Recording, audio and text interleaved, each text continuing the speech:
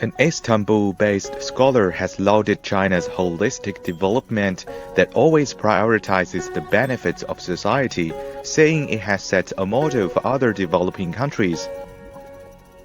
Çevreyle, doğayla, tabiatla, kültürle, tarihsel dokuyla barışık bir gelişme modelinin, bir bütüncül kalkınma modelinin başarısını ortaya koyuyor. Bütün bu sanayi hamlelerinin, endüstri adımlarının arkasında elbette çok önemli teknolojik çabalar, teknolojik gayretler, laboratuvarlar var, Ar-Ge faaliyetleri var, patentler var.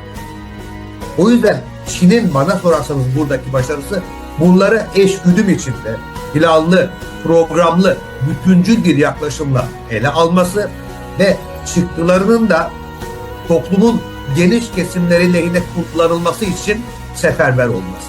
O bağlamda Çin'in bu başarısı gelişmekte olan ülkelere, daha eski bir ifadesiyle az gelişmiş, geri kalmış ülkelere, son yıllarda kullandığımız ifadeyle küresel güney ülkelerine çok güçlü bir alternatif model sunması açısından da önemli diye düşünüyorum.